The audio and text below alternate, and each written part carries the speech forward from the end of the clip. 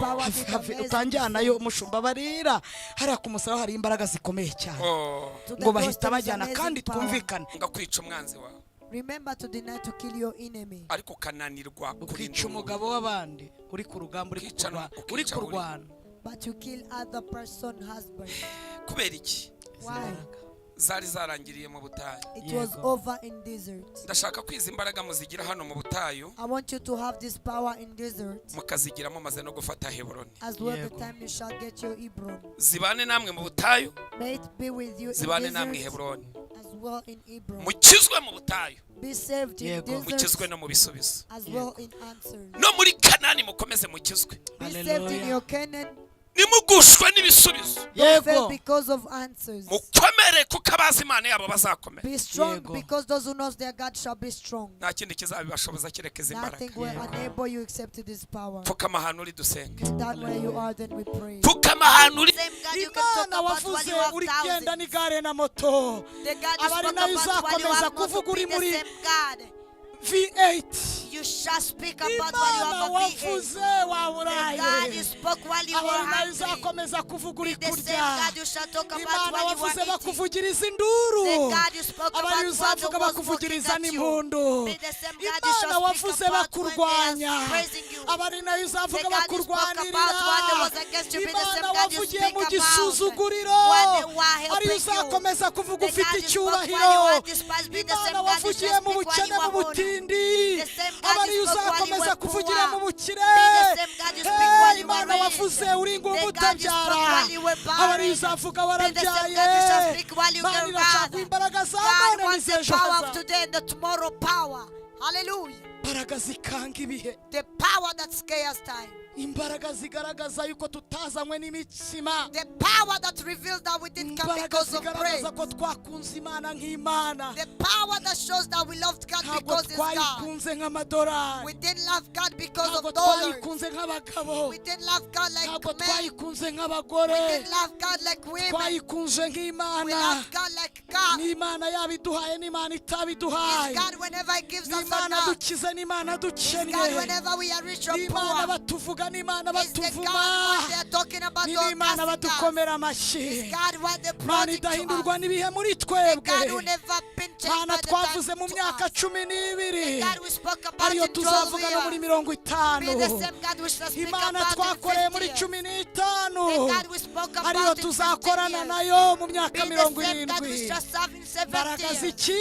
The power of another time. The power of another time.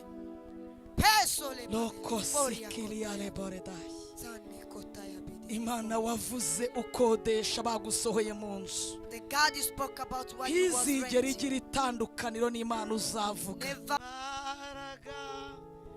Imbaraga zigitangaza mu maraso ya Yesu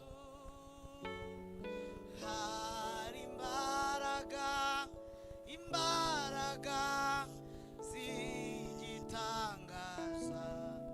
mu maraso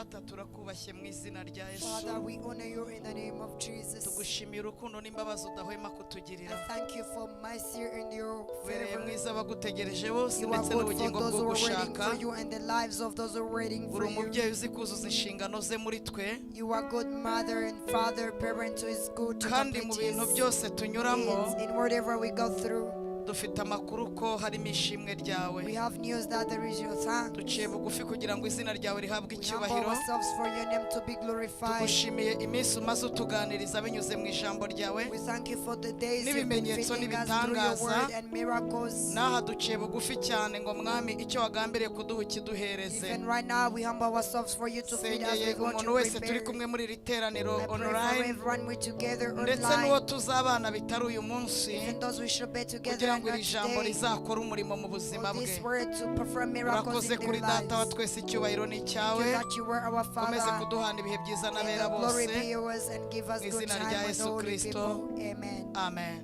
Amen. Ndabasuhuje amahoro y'Imana nabane namwe. I greet you. May the peace of the Lord be within you. Ndagira ngo tubanze dusome ijambo ry'Imana. I want us first to read the word of God. Dufate Bibiliya dusome ijambo ry'Imana. Let's hold our Bibles and we read the word of God. Nshimiye abanyamakuru ndi kureba hano. I thank the journalists I'm seeing here. Umusozi wa Mediya Yesu yarawudusigiye. God grant us the mountain of Media. Aravuga ngo nimugende mwamamaze And he said, go and publish wherever inkuru nziza. the good news. Imana ibaha umugisha. May God bless you. Reka dusome ubutumwa bwiza uko bwanditswe na Luka Let's read it in the book of Luke igice cya 4 in its chapter 4, umurongo wa 13. verse 13. Haranditse ngo umwanzi arangije ibyo amugerageresha byose aramureka amutega ikindi gihe. Luka 4 umurongo wa 13. 4:13, the Bible says, when the devil had finished all this tempting, he left him until on the opportune time. Reka dusome Let us read. wenda reka mfashe abantu batajya basoma Bibiliya. Let me hope the people doesn't read the Bible. Nkunda kugira ingeso yo gusoma umurongo umwe nkaza kubimanuka byose. I like reading the one verse, then I talk about a lot of things. Reka duhere ku murongo wa mbere. Let's start on 1. Haranditse ngo Yesu yuzuza umwuka wera ava muri Yorodani ajyanwa n'umwuka mu butayu amarayo iminsi 40 ageragezwa n'umwanzi. Muri iyo minsi ntiyagira icyo arya nuko ishize arasonza. Umwanzi aramubwira ati niba uri umwana w'Imana bwirira ibuye rihinduka umutsima. Yesu aramusubiza ati handitswe ngo umuntu ntatungwa n'umutsima gusa. Umwanzi aramuzamura amwereka ubwami bwose bwo mu isi mu kanya gato. Aramubwira ati ndaguha ubu butware bwose n'ikuzo ryabwo kuko ari jye wabugabanye kandi mbogabira uwo nshaka wese. Nuko numpfukamira ukandamya buriya bwose buraba ubwawe. Yesu aramusubiza ati handitswe ngo uramye Imana yawe abari ukorera yonyine. Amujyana i Yerusalemu amuhagarika ku gasongero k'urusengero aramubwira ati niba uri umwana w'Imana ijugunye hasi kuko handitswe ngo izagutegekera abamarayika bayo bakurinde kandi ngo bazakuramira mu maboko yabo ngo udakubita ikirenge ku ibuye. Yesu aramusubiza ati haravuzwe ngo ntukagerageze Uwiteka Imana yawe. Umurongo twasomye uravuga ngo wenda umusemuzi abariho asoma gusa uravuga ngo umwanzi arangije ibyamugerageresha byose aramureka amutega ikindi gihe. Ndawusubiramo, umwanzi arangije ibyamugerageresha byose aramureka amutega ikindi gihe. Hanyuma when the devil had finished all this tempting, he left him until an opportune time. Hanyuma reka dusome. Then after, let us read Mariko 14 umurongo wa 35. in the book of Mark chapter 13 verse Haranditse 5. ngo yigira imbere ho hato yubama hasi arasenga ngo niba bishoboka icyo gihe kimurenge. Yigira imbere ho hato yubama hasi arasenga ngo niba bishoboka icyo gihe kimurenge.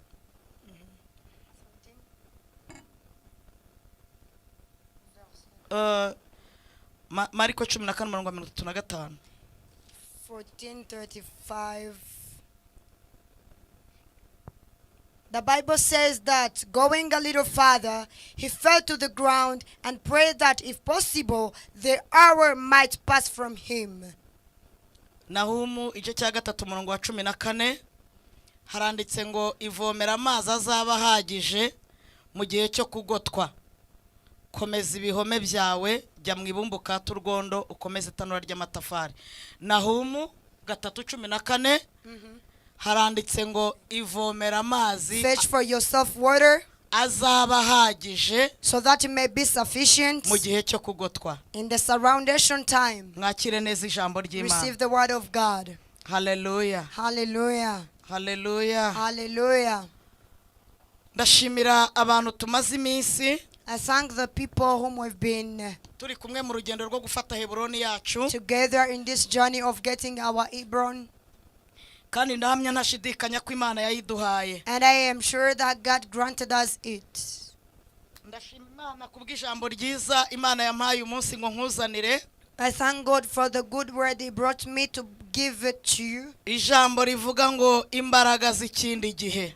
The word that says the power of another opportune. Imbaraga z'ikindi gihe. The power of an opportune time. Imbaraga za none The power of today. ndetse n'ejo hazaza. And the power of tomorrow. Imbaraga zo mu bukobwa The power of being a girl. ndetse n'imbaraga zo mu bugore. And the power of becoming a Imbaraga zo mu mother. busore The power of ndetse gentleness. n'imbaraga zo warabaye umugabo. And the power while you are father. Imbaraga zo mu bwana The power of child. ndetse n'imbaraga zo mu bukecuru no And mu the power busaza. of oldness. Niki Imana igiye kuguha binyuze muri iri jambo? What is God going to give you through this Imana word? igiye kuguha imbaraga z'ikindi gihe. God is going to grant you the power of another time. Imana igiye kuguha imbaraga z'ikindi gihe. God is going to give you the power of another time. Dusomye ijambo ritubwira ngo umwanzi arangije ibyamugerageresha byose We come to read the word that after the devil tempting him and everything, aramureka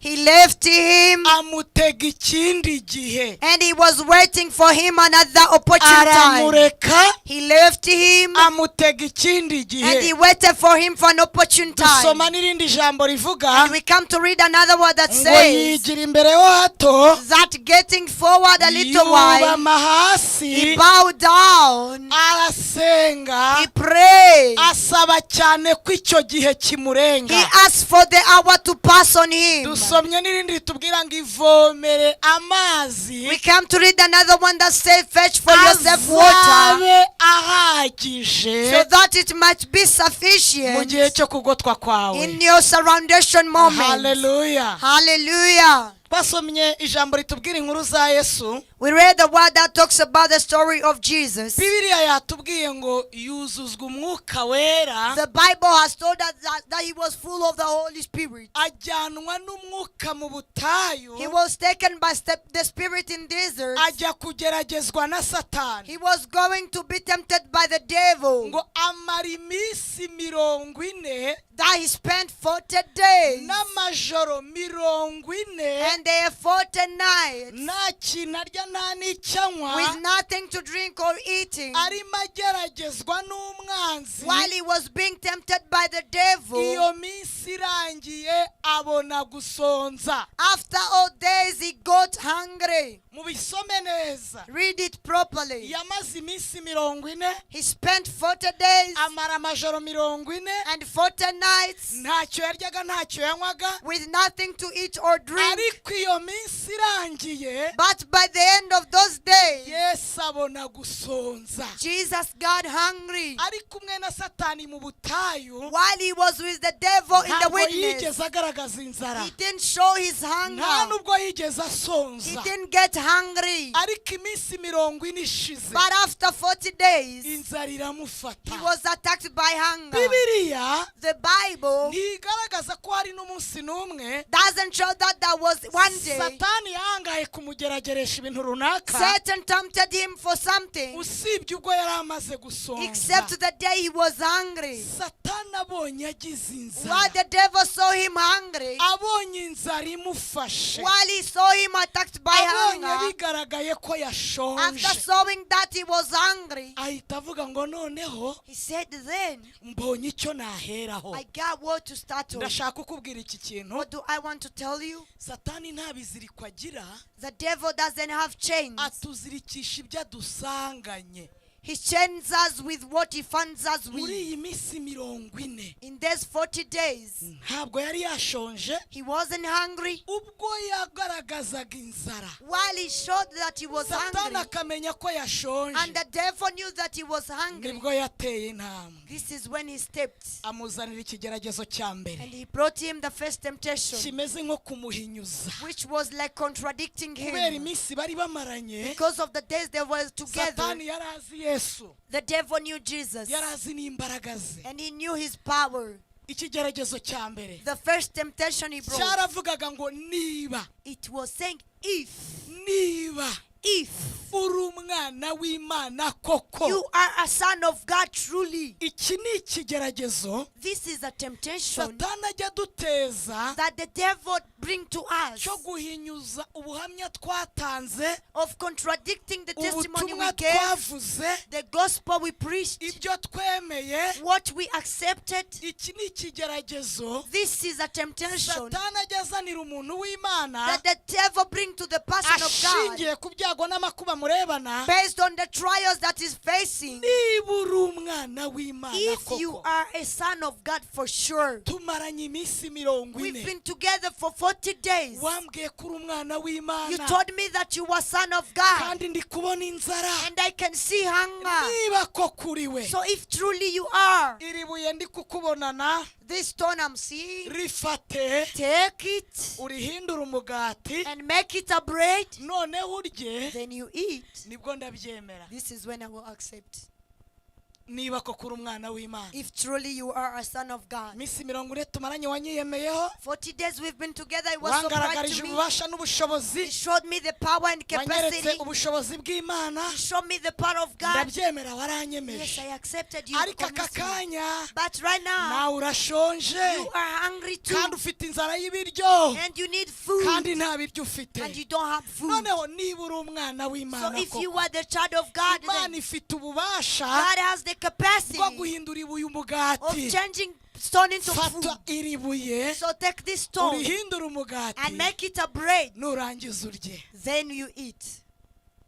Yesu aramusubiza. Then Jesus replied to him. Mu yandi magambo, In another words, Satani yaramubwiye ikintu gikomeye. Satan told him a very great Bibiliya word. yatubwiye ngo abona gusonza, The Bible says that it's Yesu when he yari got hungry. ashonje, Actually, Jesus was kandi inzara hungry. y'ibyo kurya. And he was hungry for food. Abona He saw that urugamba ari kurwana the battle that he's fighting, n'urw'umwuka ntabwo ari urw'umubiri. it's a spiritual battle, not this Abona physical ntabwo ari battle. busubirize Satani mu mubiri, He found that he wanted to answer in phrase, ahubwo amusubiriza mu mwuka. but he replied in the spirit. Ahita amubwira ngo nubwo undeba hano, Then he told him that even though you see me mfite here, indangagaciro na kirazira, I have the customs and mfite beliefs. ibyanditswe nubaha. I have the scriptures I Muri obey. ibyo byanditswe In those scriptures, haranditswe it ngo is written that umuntu ntatungwa n'umutsima a gusa, person can survive by umuntu bread only. ntatungwa n'iyo migati uvuga A gusa, person can survive by the ahubwo breads hari only. ikindi gishobora But there kumutunga is something else which can make him kiruta ibyo uri survive, kumbwira utabona. which is greater than what you are saying. Atungwa n'amagambo You survive by ava mu words kanwa from the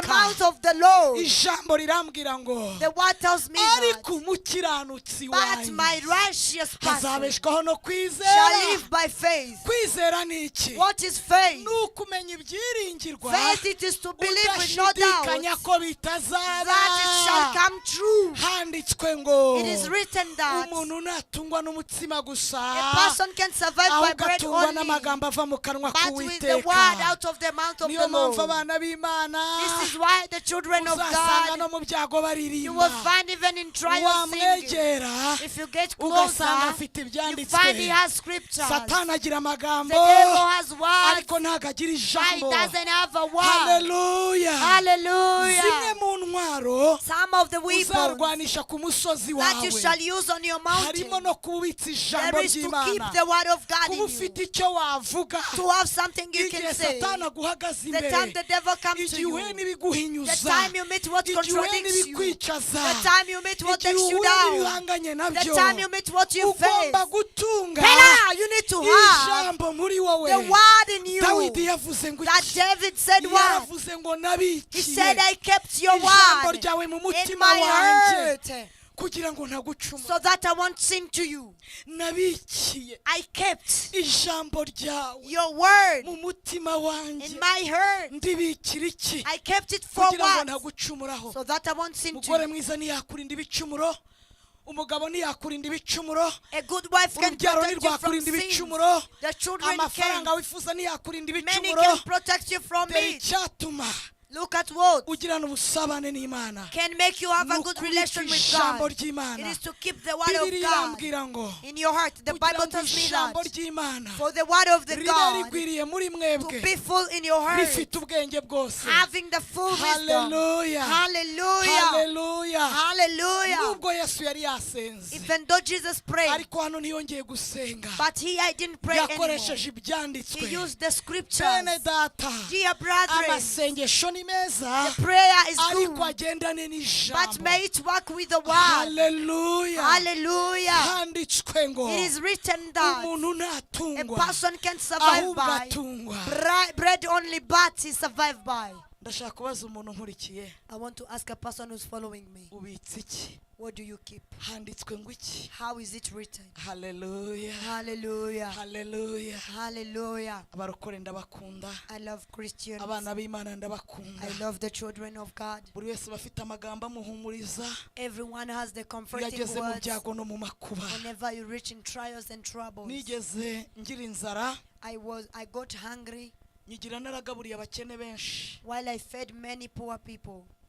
nsoma icyanditswe kivuga ngo ubabariye umukene I read the scripture that said, whenever you feel pity for the poor abagurije person, Uwiteka nawe azamwishyura. to mean you are giving to God and He will pay you back. nagisomye mu migani, I read it in Proverbs, ndongera ndagisoma neza, and I read it again. mbwira Uwiteka niburya ba bantu nababariye niwe nende kuguriza. I told Jesus that, were you the one I was speaking birashoboka for? ko wanyishyura? Is it possible that you can pay abaye me ari back? umuntu sinamwishyuza, If you were to be a person, I ariko can't muri aba get him bantu to hari pay abo me back. nahaye umuceri, But among these people, there are some hari I abo gave rice. nahaye ibyo kurya. There are some I gave food. ko inzara inyishe wanyishyuye kuri wa wundi natanze. So why can't you pay me for niba what I ko gave? kubabariye umukene If truly the one who's speaking for the poor abagurije person Uwiteka nawe azamwishyura, is giving to God and He shall pay him back, nanjye nyishyura. so pay me then. nkimara kuvuga iryo sengesho After saying that prayer, mbona Marena ahingutse iwanjye, I saw the mother was supporting me in my yaje wedding. ahita ajya ku came to isoko me. ajya kumpahira n'umukozi. She went to the market and Sanga get some koko stuff birakora. for me, and I saw it's working. reka nkubwize ukuri, So let me tell you the truth. ijambo ufite muri wowe The word that you have in niryo you rizagukorera. is what shall work for you. ibyo abandi bafite barabifite, What others has, they have Imana it. igiye gukorana n'ibyo ubitse. But God is going to work with what ntabwo you nzi keep. amagambo y'Imana, I ijambo don't know ry'Imana the word of God ribitse mu mutima which wawe. is kept in your heart.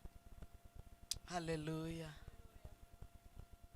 usanga umurokora ababaye, You find a Christian sorrowful, ariko wamwegera akakubwira ngo kuko umwami Imana izantabara. but whenever you get closer to him, he tells you that because the Lord God shall rescue me. ujye wiga gusengera mu ngingo zikurengera ziri muri Bibiliya. Please learn to pray in the principles in the Bible that can Imana rescue yajya you. inyuma y'ibintu byose. God can go behind everything. Imana yareka kumva ibintu bimwe na bimwe, God can stop listening from other ariko iyo different things. uyiteze umutego w'ijambo ryayo But whenever you bring a trap of His ntabwo word, ishobora He kwirengagiza cannot ignore ijambo ryayo. His word. twige gusengera mu ijambo ry'Imana. Let's learn how to pray in the word of God. Satani kuko nta byanditswe yari azi ako kanya, Because Satan didn't have the scriptures that time, ahita avuga ati iki cyo ndakibonye he said, I got this. kiranesheje, It's not defeating me. gihagaze hano While I'm still ku standing musozi wawe. on your mountain. nimugoroba naraye mbabwiye In the evening I ngo told you abaguhigaga n'ubu baracyaguhiga. that those who was hunting you ntabwo are still Satani hunting you. yihannye. Satan didn't repent. Bibiliya yatubwiye ngo wabona gusonza. The Bible says that it's when you go to hungry. Satana azi inzara ufite. Satan knows how hungry Azi you ibyo are. udaheruka. He knows what you Azi miss. ibyo usonzeye. He knows what you are hungry of. Satana arabifite Satan nawe. has it. Usenga Imana. Pray to God Ibashe kuguha so that He may give you ibyahinyuza umugambi wa what Satani can ku buzima contradict bwawe. the plan of the devil Kuko in na your life. Satana arabifite. Because Satan has it too. Aramwitegereza. He looked at him. Aramureba. He looked at him. Abona Yesu He saw Jesus. nta butunzi afite. He doesn't have any treasure. Kandi koko ntabwo yari afite. And for sure he didn't have treasure. Nta nubwo cyari igihe cy'ubutunzi kuri And Yesu. it wasn't the time for treasure to Yesu yari ari Jesus. mu rugamba rwo kushaka no kugushaka. Jesus was in the battle to seek for me Kandi and kwitwa you. umwami w'isi n'ijuru And to be called the king of the earth and yagombaga heaven. kubikorera. He should Yari supposed ari to mu work for nzira yo it. kubikorera. He was in his way working for Satani it. aramureba. Then Satan looked at him Aravuga ati wabimuha mbere. and he said, I wish I can give it before. Hari ibintu Satani ajya atanga mbere. There are things that the devil gives first. Aramureba. He looked at him Aramubwira ati umva and nkubwire. he told him that, listen, I tell you, Njyewe ubu bwami bwose ureba narabugabanye. look, I have this kingdom, it's mine. None rero ngiye kukubwira ikintu kimwe. Then I'm going to tell you one thing. Nupfukama If you kneel down ukandamya and you worship me, yonyine only that. do ndahita mbiguha. Look, I will give you everything. Bibiliya The yatubwiye Bible has told us ngo that. abimwereka akanya gato. He showed it to him for a little Satani while. afite sisiteme Satan has a system ajya akoreramo that he works in. akatwereka ibintu akanya gato And he shows things for short time. agahita avuga ngo unyemereye And immediately say, if you can accept, tugasambana and we ibi fornicate, byose I nabiguha. can give you all those things. Afite ubushukanyi He has the trapness bwo gukundisha abantu of isi making people love the world akayibaha mu kanya in gato. a short while time. Ibi bintu byose All these things utaruhira that you don't work for, udatakariza ibyuya that you don't sow it ujye for, ubirya uri menge. eat it Hari wisely. igihe ari intumwa ya Satani There ku is a buzima time it can be bwawe a messenger of the devil ije in your life kukurangiza. who is coming to finish you. Abimwereka akanya gato. He showed it to him for a short while. Aramubwira ati ibi narabigabanye. And he said, I've got this share. Mbifitiye ububasha. I have the power on Ni it. njyewe ubifite. I am the only. Nundamya gusa So if you worship me ugapfukama and you kneel down ukansubiza icyubahiro and you cyanjye re-glorify me kuko wanyiyemeyeho because you felt so proud, wagaragaje yuko you utandamya showed that you can't ariko worship me, urakennye. but you really Ibi poor. bintu ntabyo ufite. You don't have everything I'm telling you. Satani So Satan, atwibeshyaho.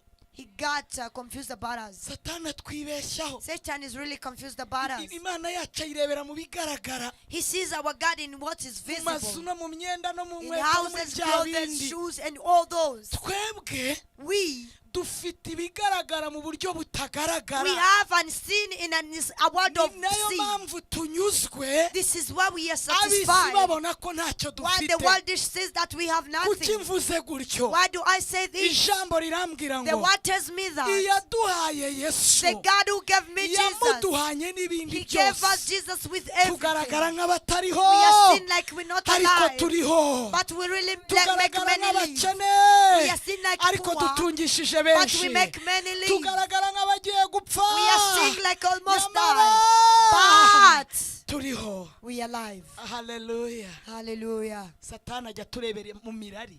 The devil sees us in a wrong direction. Niko yarebye Yesu. This is how he looked at Jesus. Ntabwo yahishuriwe He didn't get revealed ko ari kuvugana n'uzaba umwami w'isi n'ijuru. that he's talking to the one who shall become the Ntabwo king of earth and yahishuriwe heaven. He didn't get ko revealed ari to that. kuvugana n'ugiye kumunesha. He's talking to the one who's going to defeat Ntabwo him. shitani yabihishuriwe. The devil didn't get this Yamurebeye revelation. mu by'isi. He looked at him in what of world. Aramubwira ngo nupfukama He told gusa. him that if you kneel down only, Ugasa n'utaye icyubahiro and you gake. behave like you lose your honor, Ugasa n'utesheje Imana agaciro. and you seem a little way like you Akaba ari disqualify jyewe God, ugahereza. and you give it to me. Ibi jyewe narabigabanye. I got this share. Ndahita mbiguha. I will give it to you. Yesu nabwo Then Jesus, asanga iyo ngingo irakomeye. he saw these principles Kuko really ntabyo yari hard. afite. This point was really hard because he didn't have it. Ariko yari atunze handitswe ngo But he had it written in inshuti that. yanjye My friend, iri jambo ureba this word that you see, ririmo buri kintu cyose it has in everything Imana yakubwiye. that God has told Iri you. jambo nuryubaha rizakubaha. If you obey this word, shall Iri obey jambo you. rizakugezaho bene wanyu batigeze bagera. This word will take you where Rizaguha your people icyubahiro didn't reach. udahabwa n'ikintu icyo ari cyo It will cyose. give you the honor that you can't be given Yesu by ahita asubira mu anything else. byanditswe, Then Jesus went back in aramubwira scriptures. ngo handitswe ngo And he said that it's written uramye Uwiteka Imana yawe, that worship your God only. azaba ariyo yonyine unakorera. And be the only one you shall serve. Ndabyemera ndakennye, I accept I am poor. n'ibyo wagabanye simba ifite aka kanya, I don't even have the shares ariko that you mfite got. ibyanditswe But I have the scriptures bimbuza kukuramya. which tells me to not worship Nabikiye you. ijambo ryawe I mu kept mutima the word of wanjye the Lord in my heart kugira ngo so that I nagucumuraho. won't sin on you. Iri jambo This word, ritubuza guhemuka. it tells us to not Iri jambo betroth. riratubuza. This word, it stops Hari ibyo us. ritwemerera, There is what it hari allows us, n'ibyo and ritatwemerera. there is what it doesn't allow us. Nudatunga ijambo ry'Imana If mu you don't keep mutima the word wawe, of God in your heart, ntabwo uzanesha isi, you will not defeat the ntabwo word. uzanesha ibishuko bya shitani. You will not defeat the deeds of the devil. Amusubiza mu byanditswe. He took him into scriptures. Akimara kuvuga bwa kabiri ngo handitswe ngo, After saying for the second time that it's written Satani in nawe that, ahita ajya mu the byanditswe. devil went in scriptures. Mbibutse ko shitani Let me remind you that the nawe devil asigaye azi ibyanditswe, knows the scriptures, nubwo abicurika even though he takes ariko them nawe down, arabifite. but he knows them. Ahita amugira muri Zaburi ya 91. He went in Psalms 91 Ahita abwira Yesu and he told Jesus ngo handitswe ngo that it's written in that izagutegekera. that he shall command the Ubwo yamujyanye angels. ku gasongero He took him on the climax of k'umurwa wa the mountain Yerusalemu, of Jerusalem amuhagarikayo, and he made him stood ahita amuha there ibyanditswe, and he gave him scriptures aramubwira ngo haranditswe and he told him that it's ngo written that izagutegekera abamarayika he bayo shall command his kugira ngo angels bakuramire so that they may support you, udakubita ikirenge hasi. so that your feet won't fall Kandi koko down. niko And handitse. truly it's how it's written. Yesu abona birakomeye, Then Jesus saw it was kuko inzira worse yanyuragamo arwanya Satani because the way he was na going Satani through niyanyuzemo. to be against the devil is what he passes through. Mubwize ukuri, Let me tell you the truth. ubike ijambo ry'ukuri, Keep the truth kuko na word Satani asigaye arifite because ry'ikinyoma. the devil has the lying Urafata word. Bibiliya akayifata, If you take the Bible and wabwiriza takes it, akabwiriza. if you preach, he Niki preach too. kizadutandukanya? What will differentiate Nuko us? tuzavuga ukuri It is because we shall mu gihe speak the Satani truth afite ikinyoma. during the time Satan has the lies. Ibyo Shitani yaravuze niko byanditse, What Satan said, it's how it's written. ariko ntago aricyo gihe byagombaga gukoreramo. But it wasn't the right time for it to be used. Yesu ahita amubwira ngo haranditswe ngo Then Jesus told him that it's written on that. ntukagerageze Uwiteka Imana yawe. Never try your God. Mu yandi magambo In another word, ni nko kumubwira ngo iyaba wari uzi uwo uri kubwira, is to tell him that if Ya- I wish yaba you wari were to know uhishuriwe who ibyo you are urimo. talking to. I wish you would know what you're doing. yaramugerageje uburyo butatu. He tried him in 3 ways. Bwa mbere yamuzaniye ibyo kurya, Number first, he brought food. bwa kabiri amugerageresha ubutunzi, Number 2, he brought treasure. bwa gatatu amugerageresha ubwibone cyangwa icyubahiro. Number 3, he tried him with honor or cockishness. Byose Yesu arabitsinda. All that Jesus wanted. Twasomye ijambo rivuga ngo iki? We read the word that Ngo says now, arangije ibyo amugerageresha byose, that after tempting ibyo him yari in everything, yabizanye uko ari bitatu, after tempting him in 3 ways, Satani abonye after the abirangije devil saw that it was done, aravuga ngo ni ibi nari nazanye. he said, I brought this. Nari nzi ko nimvuga ku bijyanye n'ibyo kurya I thought if I were to talk about food, ndamushobora kuko aranabikeneye. I will convince him because he needs it.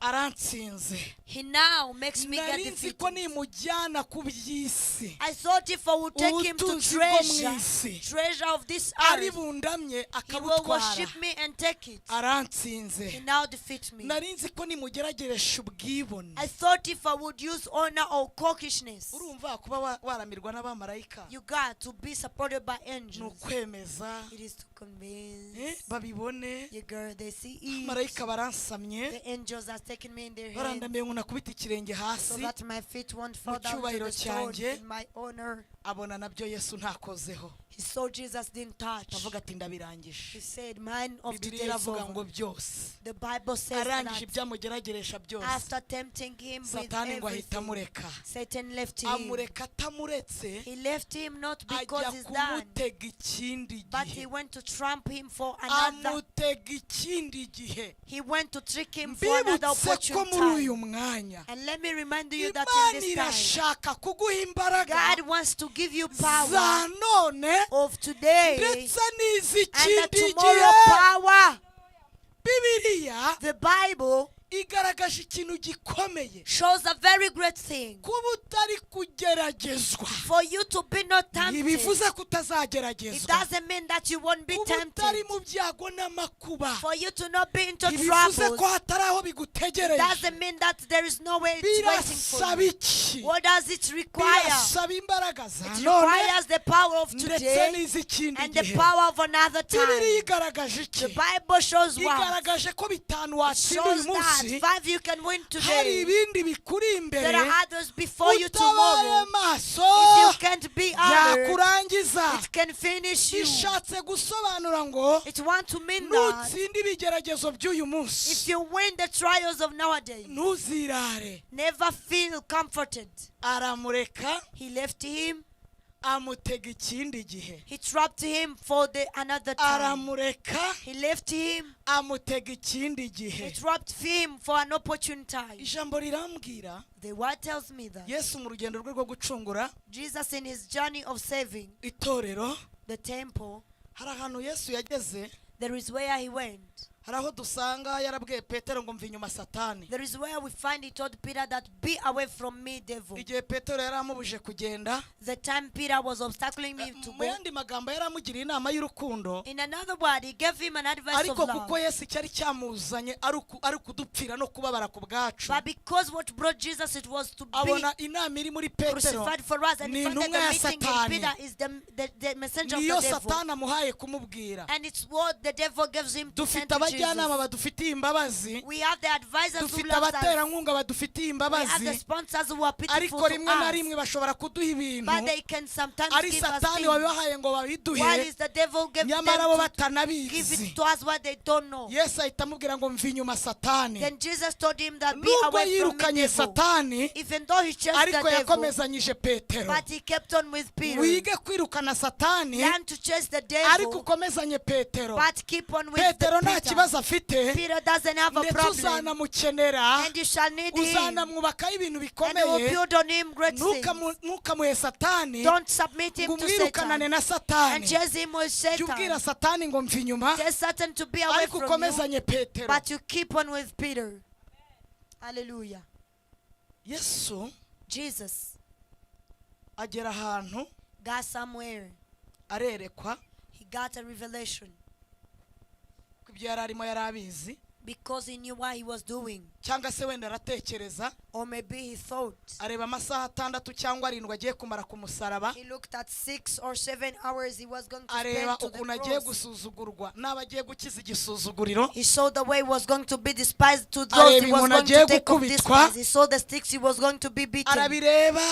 He looked at everything. bibiliya igaragaza ko yesu yari umuntu 100%, The Bible shows that Jesus was a kandi yari person n'Imana 100%, 100%, and he was noneho good. asa n'ubirebera mu mubiri. He looked at it by niyo flesh. mpamvu ijambo rivuga ngo iyo turi iwacu mu mubiri, It's why the word says tuba that turi whenever we kure are in our cyane place y'ubwiza in flesh, bw'Imana. to mean we are far from the yesu goodness of God. abirebeye mu mubiri, Where Jesus looked at it in flesh, imbaraga zo gukomeza kubikora the power of keeping on doing zisa n'izigabanutse. was like reduced.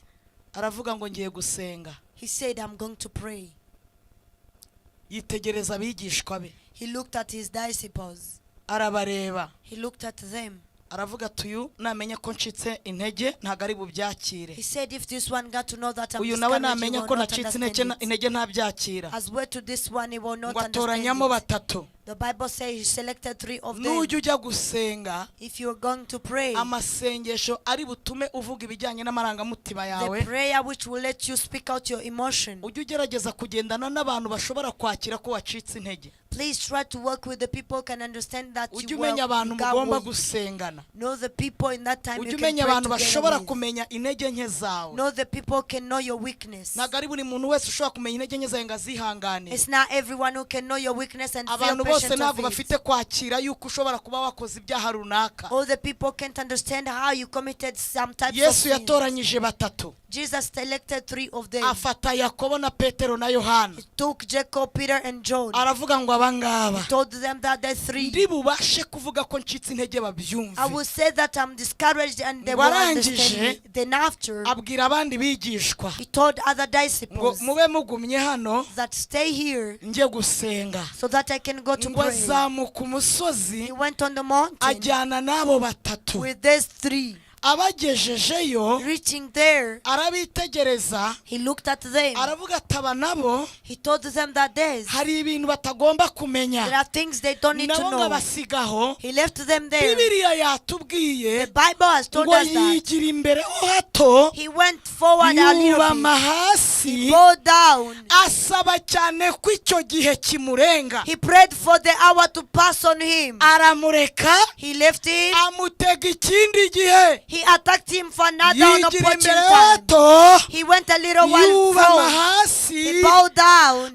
asaba ko icyo gihe kimurenga He asked for the hour to pass on him. ikindi gihe cyari kimugezeho Another opportune time was aho that. satani yari yamutegeye hamugezeho Where the devil trapped him was on him there. arangije ngo asaba cyane He asked again ko icyo gihe cyamurenga for that hour to pass on him. yesu ngo aragaruka Jesus came back. yitegereza ababigishwa He be looked at the disciples, petero na yakobo na Peter, yohana Jacob, and John. ababwira ijambo rya He mbere told them the first word. arababwira ngo umutima wanjye He told them that my ufite heart agahinda is kenshi full of sorrow. kenda kunyica It is going to kill me. wa undi wahamirije shitani The one who talked to akamubwira ngo Satan. handitswe ngo And he told him that it's igihe written in that. cyarageze The time came avuga ko on agahinda kagiye when he kumwica said that he was going to kandi die by abibwira sorrow. abigishwa And be he was telling ndi the kuvuga disciples. ikindi gihe I'm talking about another ikindi gihe time. cyamugezeho Another time came to him. yitegereza petero And he looked to Peter. areba yakobo And he saw Jacob. areba And yohani he saw John. arababwira ngo umutima wanjye He told them that my ufite heart agahinda is kenshi full of sorrow. kenda kunyica It is going to kill me. yesu wagaragaye nk'umara agahinda Jesus was seen like the finisher Yes. of the sorrow. wagaragaye nk'ushobora byose Jesus was seen like yesu Almighty. bagendanaga Jesus, they used to walk uwari together. warabatoranije The one who selected uwari them. waraberetse imbaraga ze The one who showed them their power. igihe cyarageze The time came on. ababwira ko nawe afite agahinda kenda He kumwica told them that he was full of sorrow which was going kukubwira to kill him. ikindi gihe I'm telling you about another time ngo ajya gusenga that he went to pray, ngo agarutse coming back. asanga barasinziriye He found that they were sleepy. bwa mbere For the first time, yababwiye ijambo rikomeye he told them an amazing word. arababwira ngo pete He told them, Margaret was saying, Peter, yakobo Jacob, nawe yohana and you, John.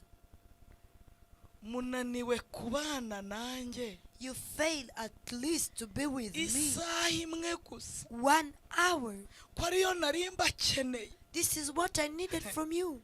yesu warwanye ari wenyine Jesus who fought by himself iminsi 40 n'amajoro 40 40 days and 40 nights. yageze ku rwego mu kindi gihe He got to a point in another time. asaba isaha imwe He asked for 1 hour. yesu wajyaga ababwira ngo Jesus who used to tell them ninjye that nzira n'ukuri n'ubugingo I am the truth and the ntawe way. ujya kwa data No ntamujyanye one goes to my Father while I yesu don't take him waberekaga there. imbaraga Jesus who used to show them the power. ikindi gihe cyarageze Another time came to him abasaba isaha and imwe he asked them 1 hour. arababwira ngo He told them that umutima wanjye my heart ufite agahinda is full of sorrow. kenda kunyica I'm going to die. nanjye nakagize I heard it too. ni ijambo rigaragaza gucika intege It's a word that shows discouragement. ikindi gihe Another time.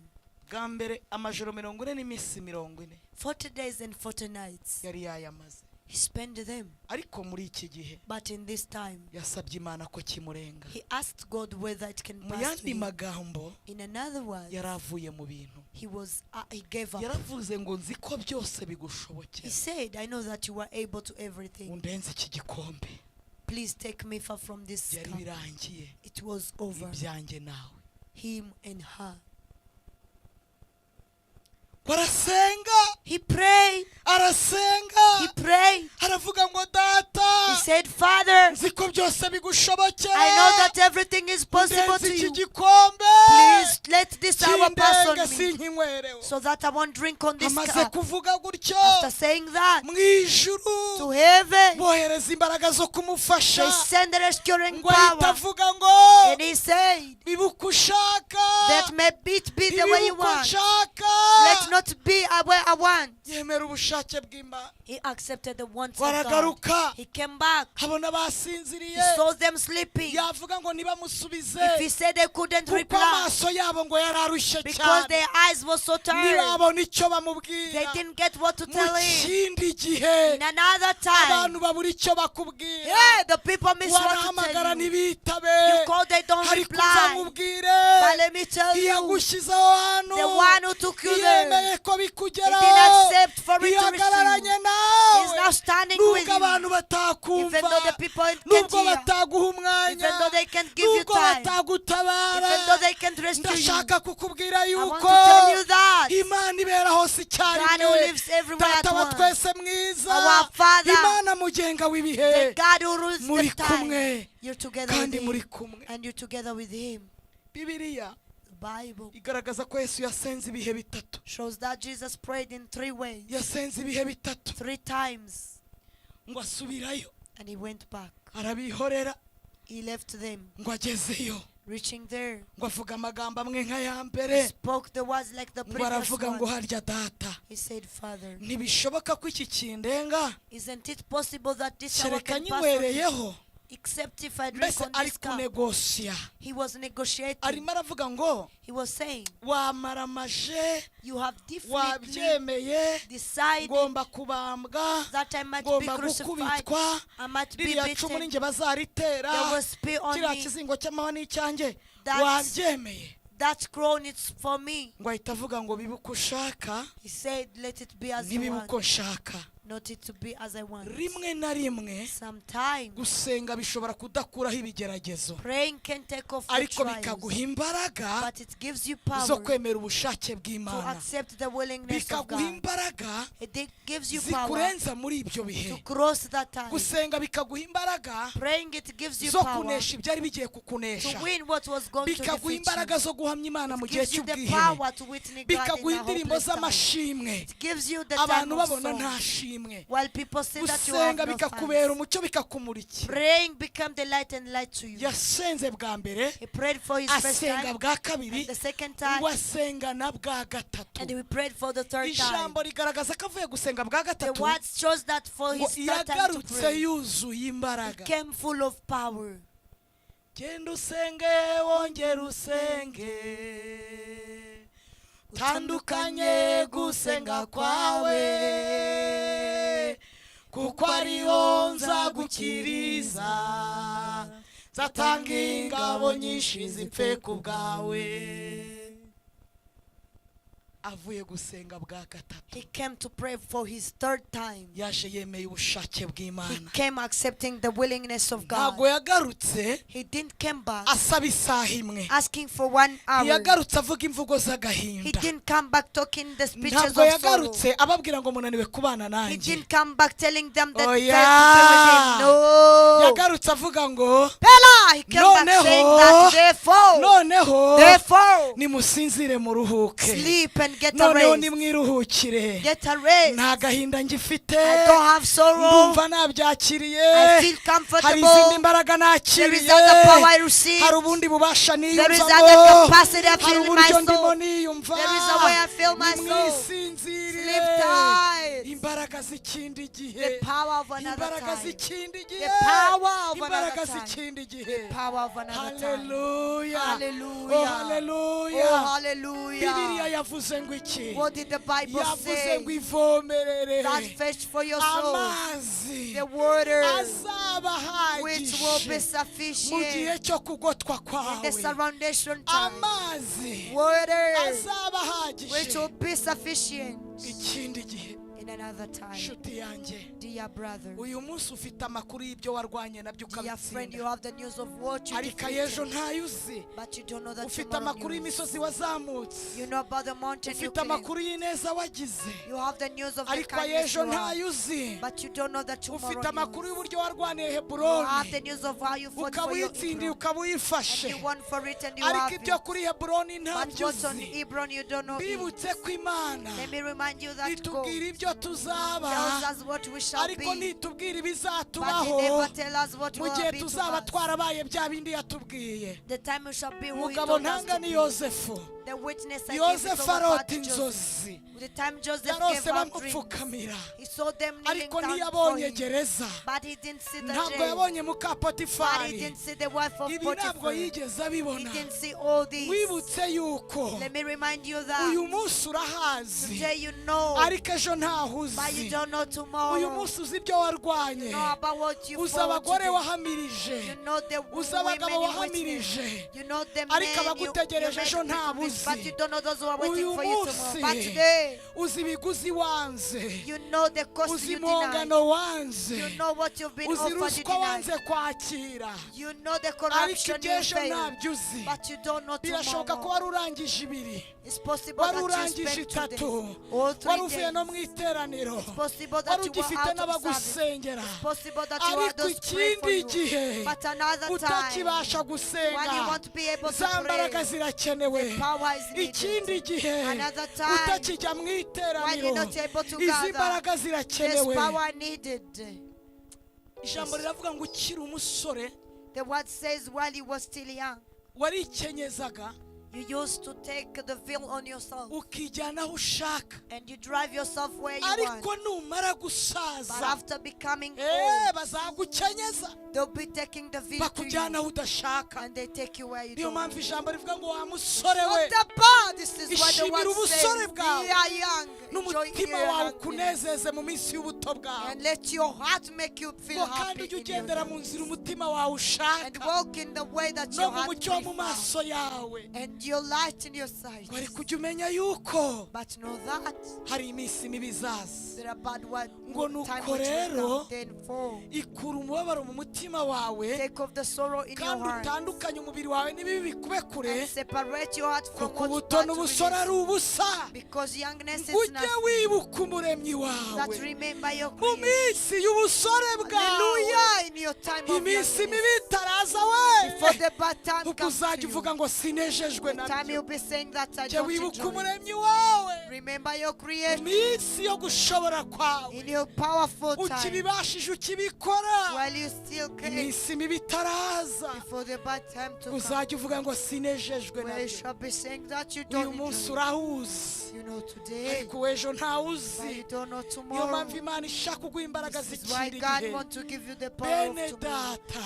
Dear brother, buri rwego rwose umuntu ageraho every level that you ruba got to, rufite intambara zarwo it has its battle. nta rwego na rumwe There is no level uzigera ugeraho which you will reach to, utazagusaba gusenga which won't require you niyo to pray. mpamvu uyu mwanya This is why at this imana time ishaka kuguha imbaraga za none want to give you the power of ikaguhereza today, n'iz'ikindi the gihe power of another time. ahantu turi kujya hari abandi Where we are going is aho there turi was kujya other kwicara people. hari hicaye abandi Where we were going to sit there amazina was turi other kujya people. kwitwa yitwaga The abandi names we're going to be named kandi are hari other people. abayavuyeho And that those who was taken off to batayahembewe them, what they wasn't nta and what they kindi don't. gishya There is nothing uzajyana abandi that you batajyanye shall take what others usibye didn't take, kwemerera umwuka except wera to allow the Holy Spirit to akakuyobora guide you akagushoboza akagufasha and helps you. mukobwa mwiza Beautiful girl, nta shuka uzajyana iruta iyo shangazi wawe yatwaye there is no beautiful shit you ntabwo will uzi take that gusasa your kurenza auntie uko abandi didn't take. basasa You don't know how to arrange ntanse the bed kuzajya rather than guseka iruta others. iyo abandi baseka There is no smile you nta have which mashuri is ujyanye better muri to kariya others. kazi aruta ay'abandi There is bize no educational level ahangaha take turi which is better hahoze to others abandi in the same bantu job. Where we are, aho there was turi other kujya hari people. abandi Where we are bahavuye going, there are others who iyi was our mikorofone dufite abandi bari This bayifite microphone, others aya are matitire n'abandi these barayagize titles, others are kandi hari abagiye batabihembewe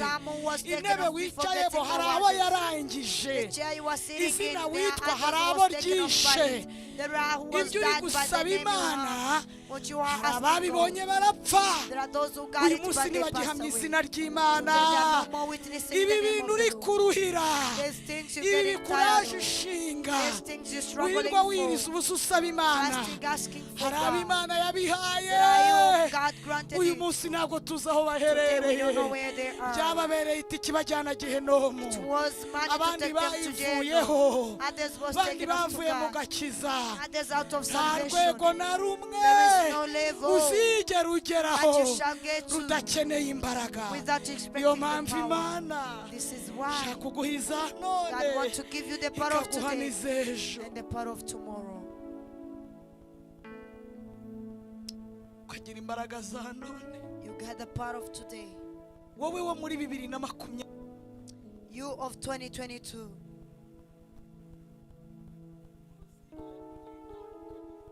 Never have a difference. nawe wo muri 2030 Of you in 2030. wowe wo muri You of 2019. ntuzigera ugira itandukaniro nawe muri 2028 Of you of 2018.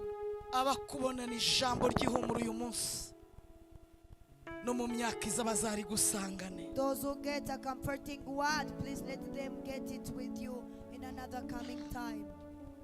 indirimbo ntizizakame muri wowe Don't allow the songs to be stopped in you. no mu busaza bwawe Even in your oldness time. uzakomeze kugira amakakama n'itoto. Please keep on being so strengthened. igiti hafi y'umugezi ni ku mutima wanjye umerewe no mu busaza bwanjye nzagumya kugira amakakama n'itoto. imvura iracyagwa muri ya mihana izuba riracyarasa ariko ibihe ntibikakumare imbaraga z'umutima imbaraga z'ikindi gihe. The power of another time. Yoshua na Kalebu Joshua and Caleb. Kalebu amubwira aburana Heburoni While Caleb was fighting for Hebron, Yoshua aramubwira atanu hose ntahatanze. Joshua told him that I have already divided everywhere. Kalebu aramubwira ngo unkoze ibiki. And Caleb asked him, what did you do to me? ntabwo uzi icyo Uwiteka Imana Don't you yatuvuzeho. remember what God spoke about turi us i Kadeshi y'i Baruneya while we were at Kadesh? ikabibwira umukozi wayo Mose. He told his servant Moses, none uranyibagiwe then you not forget about me. urabitanze You uranyibagirwa. give it, you forget about me. He aramubwira ati hasigaye Heburoni yonyine told him that it remained kandi Hebron only. nayo ntabwo nzi ko wayibasha. And I'm not sure whether you can abagabo manage it. bahari barakaze The men who are there are ntabwo so great. wayishobora Kalebu I'm we. not sure whether you can manage Kalebu it. aramubwira ngo nayibasha burya mfite imbaraga z'ikindi gihe nakiriye cya gihe. aramubwira ngo uko imbaraga zanjye zari ziri cya gihe kera ngitabara ngatabaruka na n'uyu munsi niko zikiri. we anyemerere ndafata Heburoni yanjye. gufata Heburoni bisaba iki? birasaba imbaraga z'ikindi gihe. It requires the power of tomorrow. aramubwira ngo wiyinyima He told him, don't deny it for me. nubwo cyagiye nari muto Even though I was uyu young munsi at nkaba the time, nkuze and today I am ariko old. imbaraga zanjye zari ziri But the way my power ngitabara was, ngatabaruka and I used to na fight n'uyu and get munsi the niko victory. zikiri. It is the same today. ndiyizeye I believe in nizeye my soul. imbaraga zindimo I believe in the power. nshingiye ku cyo Imana yari yavuze. Based on what God Heburoni has said, ndayifata. I will take my Hebron. haleluya. Hallelujah. imbaraga z'ikindi gihe The power of another imbaraga time. z'ikindi gihe The power of another n'iz'Imana time. ishaka kuguha. This is what God wants to give you. imbaraga z'igihe kirekire, the power of imbaraga long time, zishobora ibihe n'iminsi, the power that can, imbaraga zishobora Kigali, that power that can manage zigashobora na Kigali, Kibungo, the power of managing zigashobora na Kibungo, Cyangugu. the power that can manage Imana Shangu. irashaka utazigera uhindurwa n'ibihe, God wants you to never imbaraga change because of zitazatuma time. uhakana Imana. God wants you to have Imana power which won't wahamije deny you. ushonje, The God who aba ari witnessed nayo while you were uzavuga hungry. uhaze. Be the same God you shall talk Imana about while you were wavuze full. warasenya urugo, Time ari nayo you spoke uzavuga about God while you wubatse. divorced. Imana wavuze uri Be the same God you shall umushomeri, talk about you got aba married. ariyo uzavuga barabonye akazi. The God you talk about Imana while you was wavuze joyful. batakwemera, Be the same aba ari God. nayo uzakomeza kuvuga Keep bakwemera. on witnessing God the Imana time you were wavuze utagira accepted. igihumbi, The God aba you ari said nayo while you didn't uzakomeza have kuvuga 1,000. ufite ibihumbi. Be the same God you can talk Imana about while wavuze you have uri genda 1,000. n'igare na moto, The God you aba ari spoke nayo about while you uzakomeza have not to kuvuga be uri the muri same God. V8. You shall speak about while you Imana have a V8. wavuze The God waburaye, you spoke while you aba were ari nayo hungry. uzakomeza kuvuga uri Be the same kurya. God you shall talk about Imana while you wavuze were eating. bakuvugiriza induru, The God you spoke aba about ariyo while the uzavuga was looking bakuvugiriza at you. n'impundu. Be the same God you Imana shall wavuze speak about when bakurwanya, they are praising you. aba ari nayo The uzavuga God you spoke about bakurwanirira. while they was against you. Be the Imana same God you wavugiye speak mu about gisuzuguriro, when they were ariyo helping you. uzakomeza kuvuga The ufite God you spoke while icyubahiro. you were despised. Be the same Imana God you wavugiye shall mu speak while bukene you mu were honored. butindi, The same aba God ariyo you spoke while you uzakomeza were kuvugira mu poor. bukire. Be the same God you speak while you were Imana rich. wavuze uri ingumba The God you spoke utabyara, while you were aba ariyo barren. uzavuga Be the same warabyaye. God you shall speak while you Imana get irashaka gathered. imbaraga za God none wants the n'iz'ejo power of hazaza, today and the tomorrow power.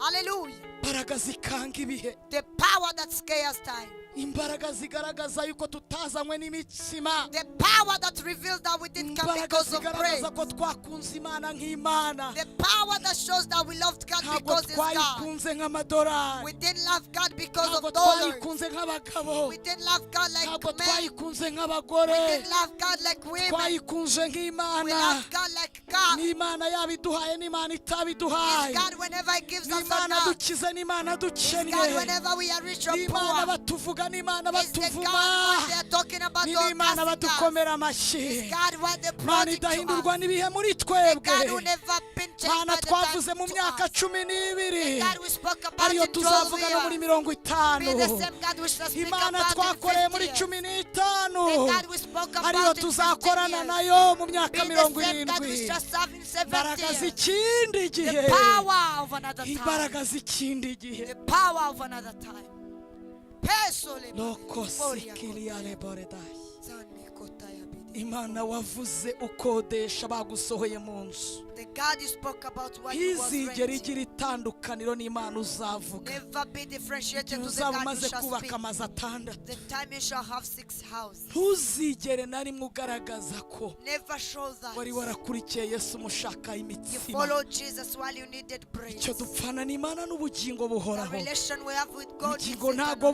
buraboneka. We yet to get the Niyo eternal mpamvu life. Imana ari Imana ibihe This byose. is why God will stay Oh God forever. haleluya, Oh oh hallelujah. Oh haleluya. hallelujah. Imbaraga z'ikindi gihe, Part of another time. imbaraga isi idahangara, The power the world imbaraga can Satani try. n'abadayimoni The batamenyera, power the devil and demon imbaraga can be zibica familiar. ahantu, The power which is nizo kept zizatuma somewhere. utinda na Heburoni, It's what will make you delay with ukayubakaho your imirimo people. n'ibitangaza. Build there the deeds and Izi nizo miracles. zizatuma wicisha This bugufi, is why you shall humble nizo yourself. zizatuma utagira icyaha This cy'ubwibone. is why you want to have the sin of coquishness. Igihe Imana izaba imaze kuguha icyubahiro, The time God shall give you izi honor. mbaraga nizo zizagushoboza kumva ko icyubahiro ari This icy'Imana. power shall enable you Izi for you nizo that zizagushoboza the glory kuvuga ngo for the icyubahiro Lord. ni icyawe muri byose Mana. This word shall let you Izi say mbaraga that you are zizatuma glorified bagukomera amashyi forever. ariko we ntabwo uzayikomera. This power shall let them Izi approach mbaraga you. bazaguha ibiganza ubyakira ubisubize Imana. This power shall be Izi let mbaraga you have bazakubaha hands, ujye but ufata you will icyubahiro give it to ugisubize God. nyiracyo. This power will allow you Imbaraga to get back the glory z'ikindi to the gihe, own.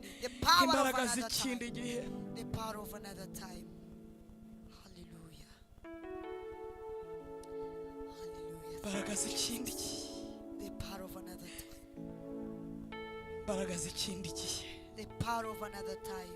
Imana wavuze uri umukobwa, The God you talked about while you were still ntizigera igira God. itandukaniro n'iyo uri kuvuga uri umugore. Never be differentiated to the God you spoke Yesu while you wabwiye married. abantu ubabaye, ntazagira told itandukaniro people na while you were Yesu uzavuga sorrowful. wishimye. If I have a difference with those you Imana don't, irashaka what you kuguha are full of imbaraga thanks. God want to give you power ku buryo utazigera uyihindurira izina in a way you won't change his name. igihe cyose ukabona ko ari Imana.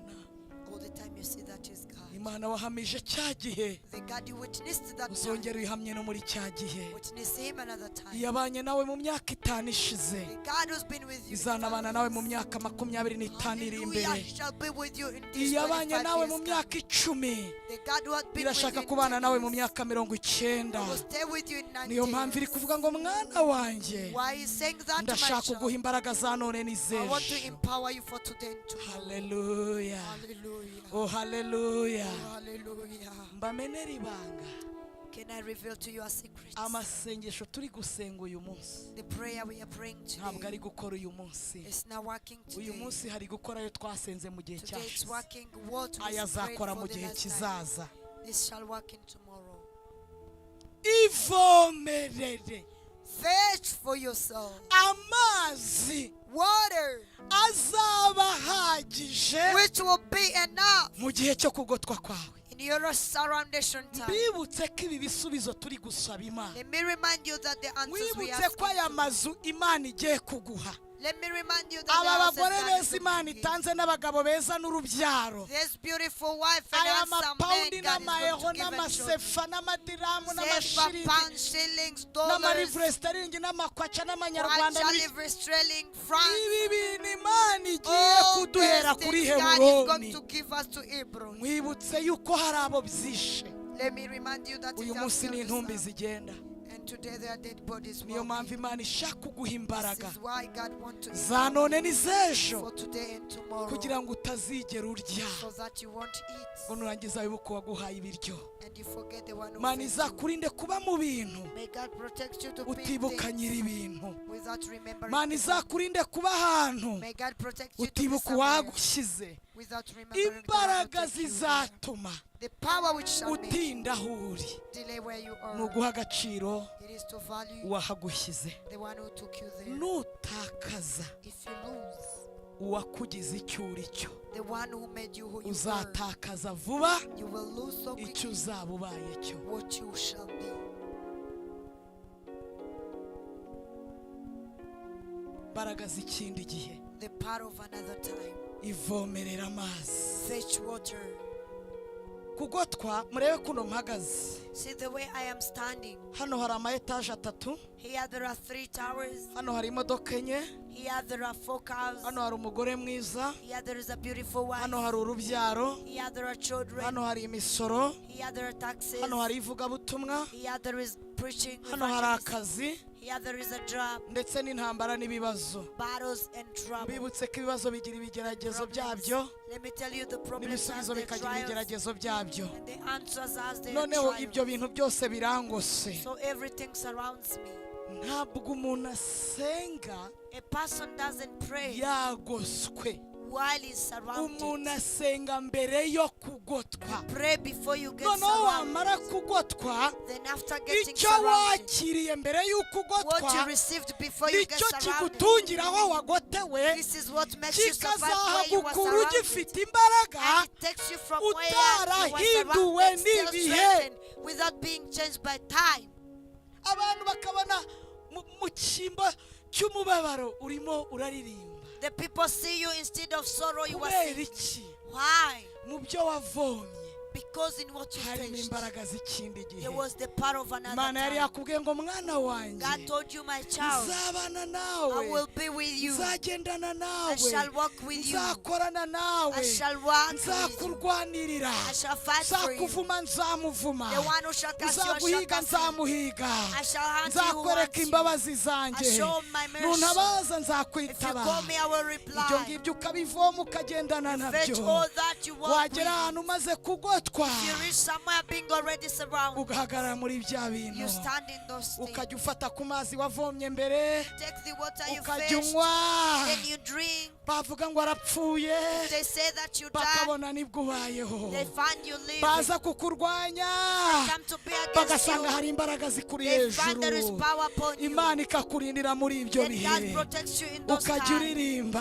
You see, no mu byago ukaririmba even in troubles, ugahamya you Imana see. mu gihe cy'ubwihebe You which need God ukavuga in ko all Yesu this ari moment. umwami You say that Jesus ukajya is the uvuga ngo ni King. umwami You say that is the ukajya King. uvuga ngo all is well You say ukajya uvuga ngo byose bizambera byiza everything will be Yesu ni good. umukiza wanjye ndi amahoro Jesus is my no mu Savior, byago I'm in peace. nzaririmba Even naho trouble ndiho shall naho sing. napfa Even though I'm nubwo alive, haza I can ibyago die. byinshi Even though many Yesu ni troubles can umukiza come. wanjye Jesus is my abantu bakabona uri Savior. guhamya Imana The people see which mu is in cyimbo cyo God. kwiheba Instead of being bakabona uri hopeless. murahamya Imana Personal. mu cyimbo cyo kuba wacika intege Instead of being discouraged. bakabona wuzuye imbaraga They say full of the bakavuga ngo power. ari kuzikura They say he where is he yari getting the yaravomye power? He yari faced. yaravomye He faced. imbaraga z'ikindi The power gihe of another time. haleluya Hallelujah. Praise the Lord. imbaraga z'ikindi gihe The power of another time. ivomere Fetch for yourself. amazi Water azaba ahagije to be enough mu gihe cyo kugotwa kwawe in your surroundation time. basenga mbere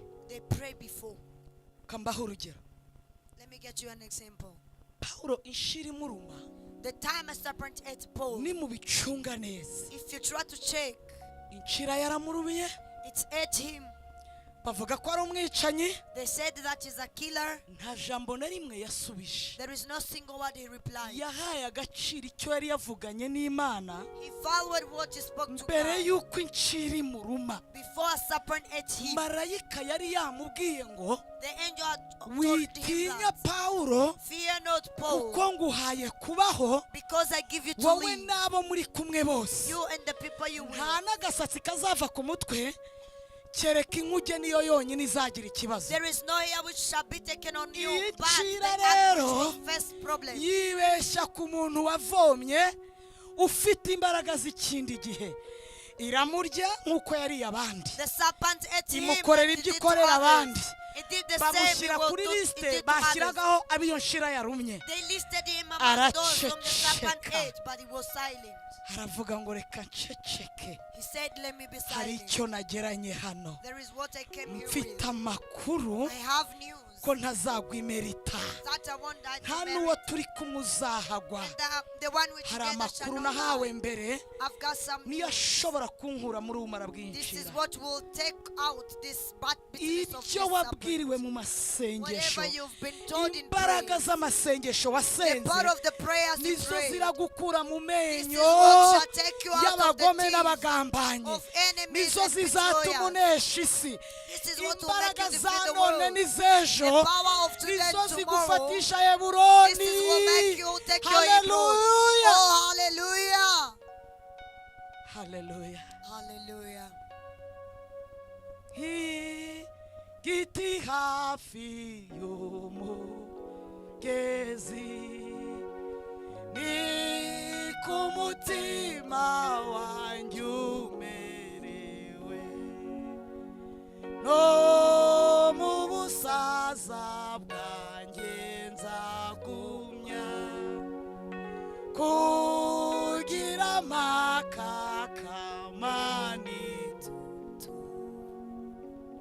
ariko That uriya ntabwo ariwe batereje cyamunara isn't he the one they get unction? mwari mubizi ko asigaye acumbitse Did you know that he's living to the neighbor's house? akabereka ko ibyo nibo babizi You the one who knows bafite that. amakuru arenze guterezwa But he cyamunara has the news which is afite greater to imbaraga get ziri an hejuru unction. ya cyamunara He has the power which afite is above imbaraga ziri unction. hejuru y'uburwayi He has the power afite above the imbaraga illness. ziri hejuru yo gusenya He urugo has the power afite above imbaraga ziri diamonds. hejuru y'amagambo He has the y'ibinyoma power of lying words. afite imbaraga za He none has the power n'iz'ejo of today and niyo mpamvu tomorrow. buri situwasiyo This yose is ari why whatever kunyuramo situation is going idashobora through kumuhindura can't change him akantu na gatoya about kuko anything. imbaraga afite Because the power he has, izinesha it isi is what defeat the world. zikayihangara And it goes against zikavuga it. ngo bima na And it nzera says, bw'inzira ntambuke Get me the way so that I can go. haleluya Hallelujah. haleluya imbaraga Hallelujah. za none ndetse The part of n'iz'ejo today and tomorrow. mana irashaka kuguha imbaraga God wants to give you power zo mu bukobwa while you are still not kugeza mu married bukecuru to the old time. Imana irashaka kuguha imbaraga God wants to give you zo mu power myaka 12 of 12 years kugeza imvi zibaye to uruhenzi. the time your hair became Imana white. irashaka kuguha imbaraga zinesha iminsi n'ibihe. God wants to give you the Imana power that irashaka wins kuguha the time and imbaraga sessions. God wants to give you the power zihagarara hejuru ya buri kintu cyose that stand above cyashaka everything. kuguhagarara That hejuru wanted to stand above no you. kugeza ku rwego To uzaceceka. the level shall be Izi silent. mbaraga ntago This zizaceceka. power won't stop. Imana irashaka kukuzuza God wants to fill you. ku rwego uzuzura To the level shall be full. ukajya uhagarara You got standing. naho bagushyiraho itaka. Even though they can Izi take mbaraga zizajya soul zizamuka upon you, the power zipfumure shall burst. kuko igishyimbo gipfumura ubutaka. As the pin goes up in soul. Hallelujah. Hallelujah. Izi mbaraga This power. bazakuzimiriza mu majyepfo They will silence you in south. zikwakirize mu majyaruguru. Then it sharpens you to east. Bazakuzimiriza mu birabura They will sharpen you zikwakirize mu bazungu. to the white while you were silenced in Bazakuzimiriza mu black. bize